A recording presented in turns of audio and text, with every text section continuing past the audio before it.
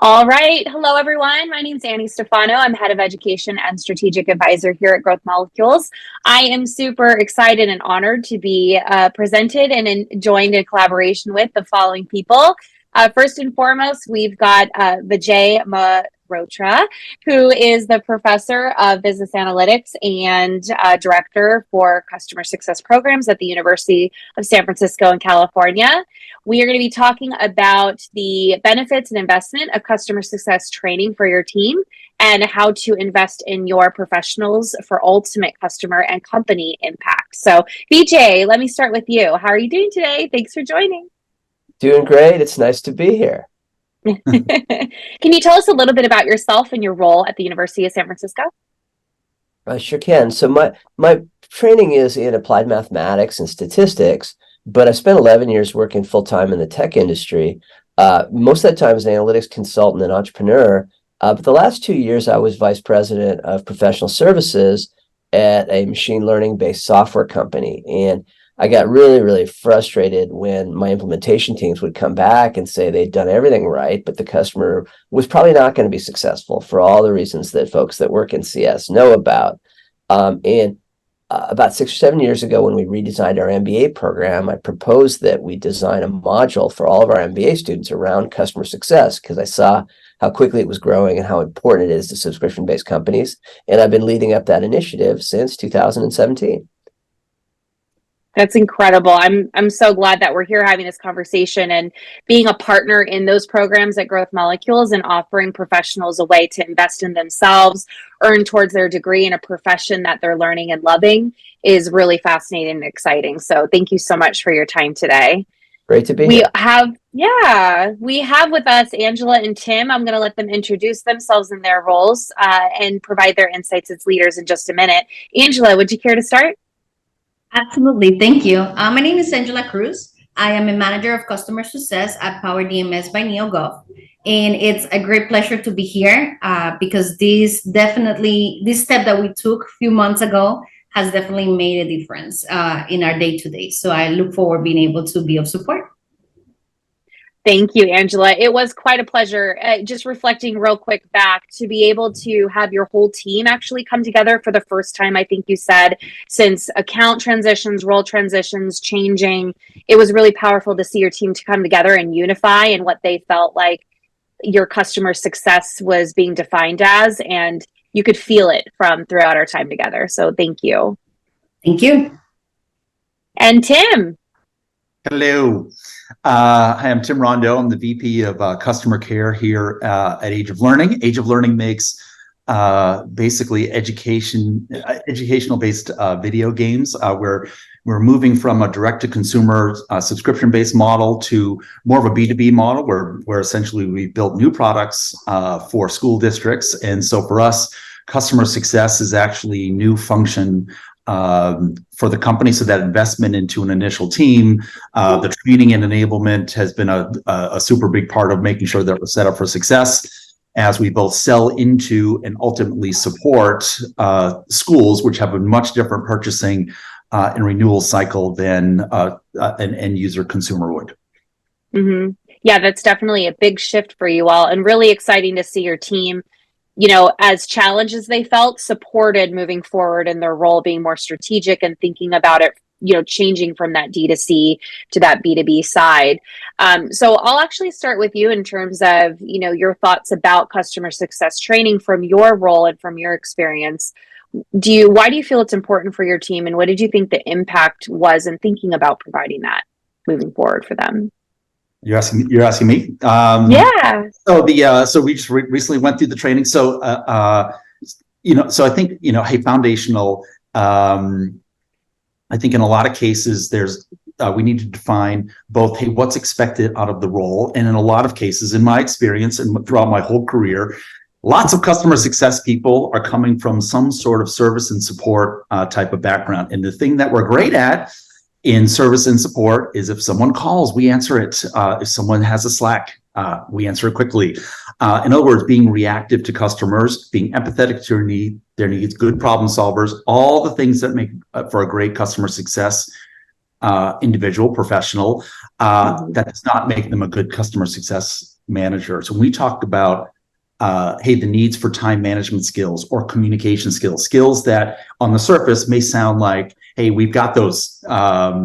It turns out time management in relationship to the job that we need them to do, or communication skills when we're trying to be proactive about road mapping their solutions or what have you, completely different types of skills.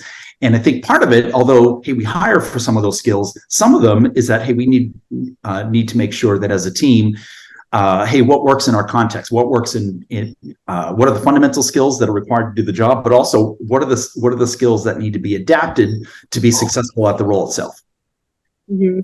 Yeah, definitely. You find, especially I feel in my experience in that area where we live in a role of service, especially transitioning educators, transitioning homemakers, wanting to start a career in tech, anyone who's in like a very service heavy role when they're transitioning into software or service and SaaS, they wear their heart on their sleeves. And so they want to genuinely do good and support. And to your point, though, the other side is they have to be as equally as strategic. Because there are monetary fiscal outcomes. There is a company on the other side trying to run and be successful for their customers. And so there's that shift in thinking, but also skill. And there was this period of time where we use the term foundational skills.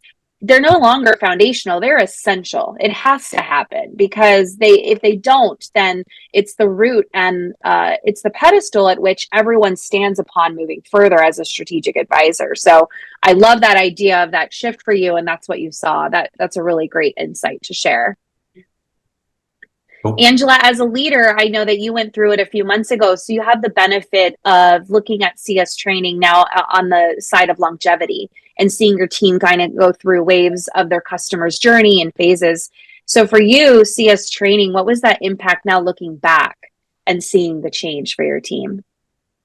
So I always bring up the two perspectives, the perspective from the management end and the perspective from the customer success managers itself. One of the things that I mentioned, and I think I even said it on my feedback to you guys, is it is so amazing how interacting and getting this information reinforced the information that we were presenting to the team. And when you hear it from a third source, it creates a different commotion, right? I mean, I sounded like a broken record on team meetings saying we should do this because we are these, or even if you don't feel like that, these are the ways that we should be embracing things. But then Annie comes with her bubbly personality and makes it happen, and they come back and be like, we're so going to do this. And I'm like, month 1, 2, 3, we've been saying that, but I'm glad that you get it, right? And so for us, as on the management end, it was just such an empowerment that you brought to the team, backing us up from what we had been saying, and at the same time, not only backing us up, but now they also have the tools. And maybe that was the missing part of it. And I think that the certification brought that to the table. And the fact that it's not like we sat here and we just listened to somebody speak about customer success management and data and history and connecting all that together. At the end of the day, we even had to put it into place because the certification entitles that test or that program at the end that made them think about it. And now as we meet on one-on-ones and even team meetings, a lot of times, I cannot even count how many, Annie, they come back and say, isn't that what Annie was making reference of? And or we have a book club now that a lot of the resources that you suggested are being actually put into place. So we have a library where they are reading the books and they're giving the recommendations. So even the little details, maybe the resources was not necessarily your main focus point, but it gave them another resource and another idea to go back and reinforce what they learned.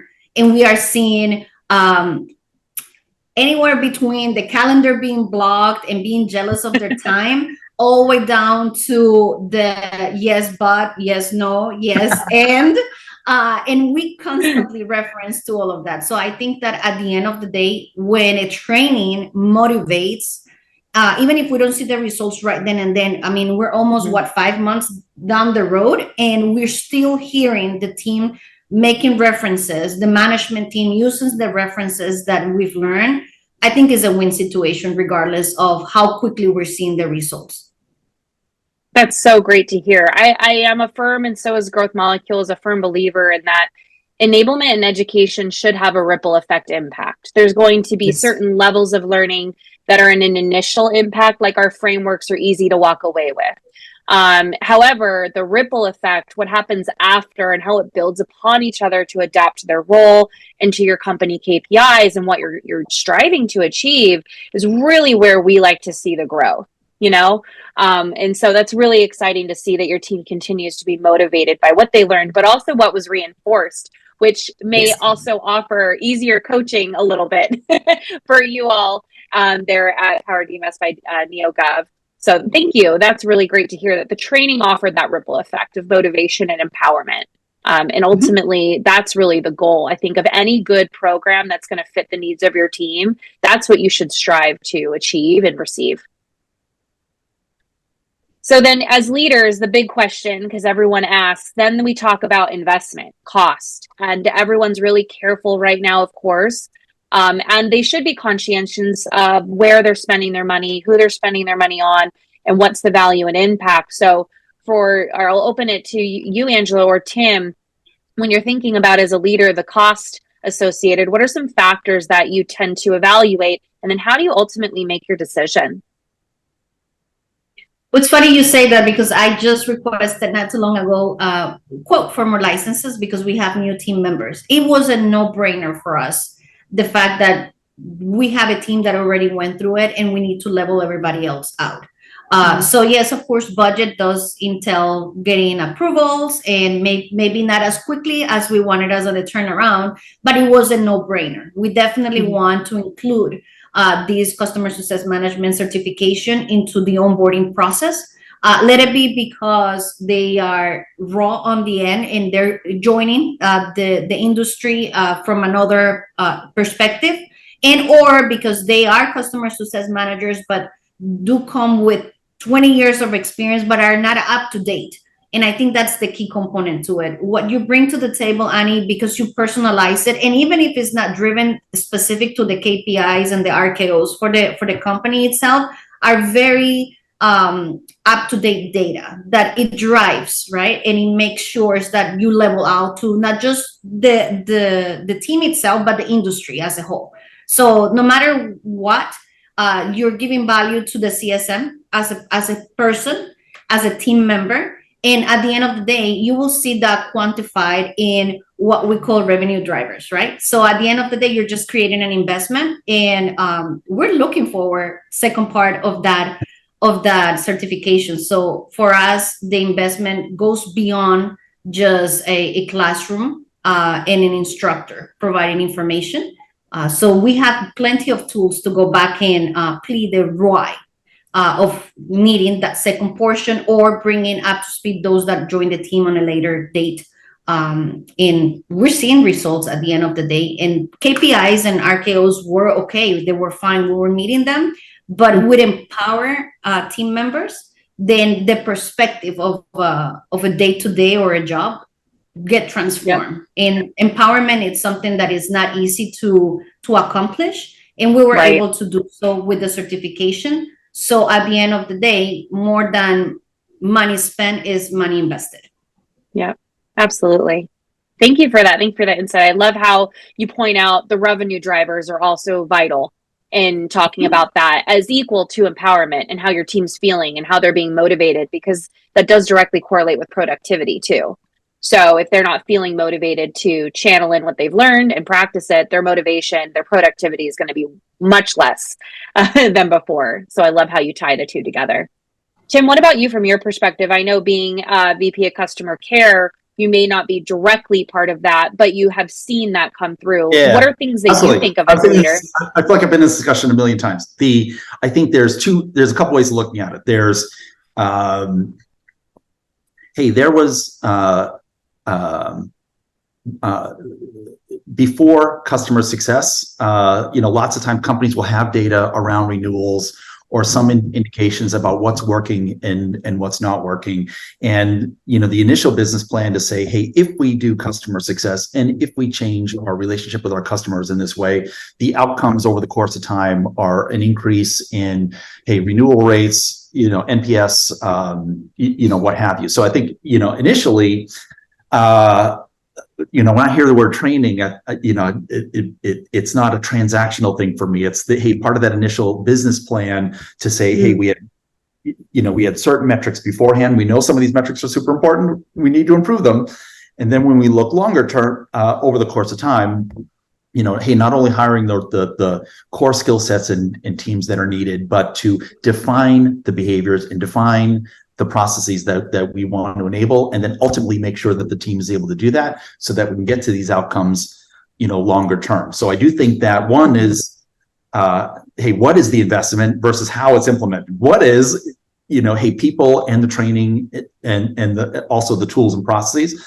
So training's a big, key to that, but also I think setting the cultural acceptance that, hey, as new people come on, or hey, we want to get bigger outcomes later on, there might be the need for additional investment. And if I were in a meeting with other execs talking about training, I would throw a curveball. I would say, show me an industry where hey, there's a job with high, customer impact or high potential risk.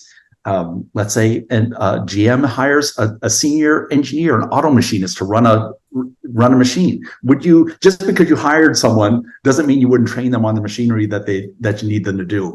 And I think here I think even in the blocking and tackling language, like, hey, this just makes sense. There are ways to get that point across.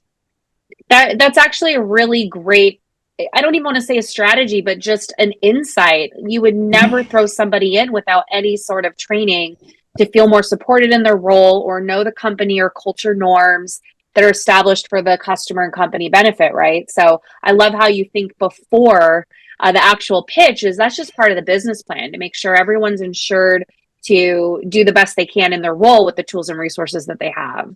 And then ultimately everybody impacts the customer success, which everybody's part of the customer success, right? So as we come kind of to a close for our time together, Vijay, can you share with us a little bit about the benefit of the programs at USF and the executive education program? Yeah, I think that the benefits are there's a lot of dimensions to it, but I think the one that I want to focus on is the empowerment of frontline folks and first level managers, and how there's a lot of pressure on our CSMs.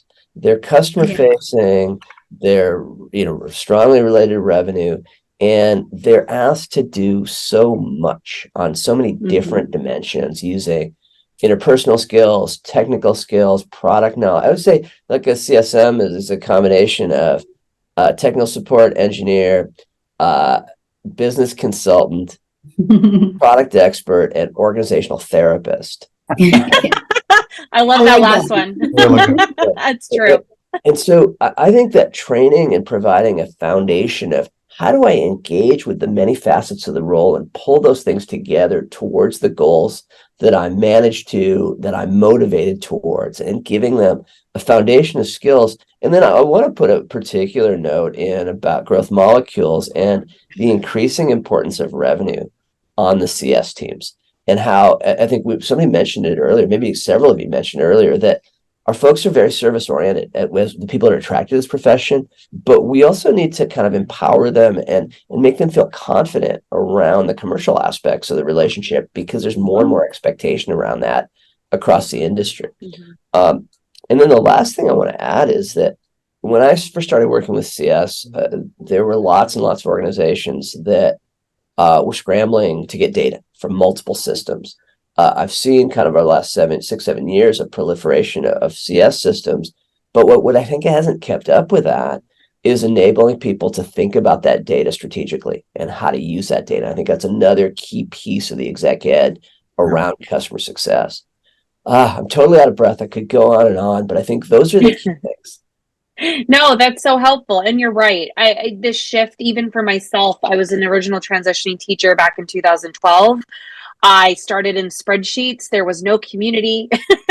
It was really bare bones. And this growth and evolution into that strategic side outside of service and really impacting revenue in such now a proven way. It's really vital, like our programs are designed, to go past foundational into essential and start empowering professionals and frontline leaders to see the data for more than what it's showing, to use the relationship to be more proactive so that the clients can feel that level of service that they do still want. Our human psychology and behavior still wants to be tended to, and feel somewhat special or personalized, as we're seeing in the growth of things like digital experiences.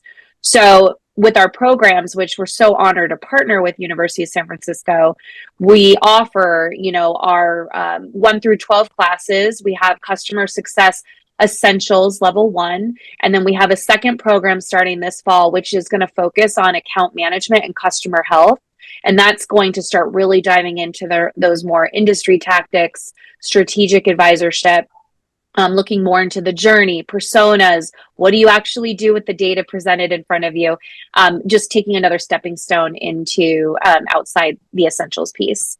So we really are excited to start this fall. Our semester begins August 23rd. We cannot wait. With the end of our time together, Angela, Tim, I just want to thank you so much for your time today. As leaders, it's been such a pleasure at Growth Molecules partnering with you and your teams and companies, and I can't wait to continue to see them grow. It's been such an honor. So thank you, everybody, for your time, and I hope you have an excellent day. Nice meeting you guys. Super Right. fun. Thank you. Thank you.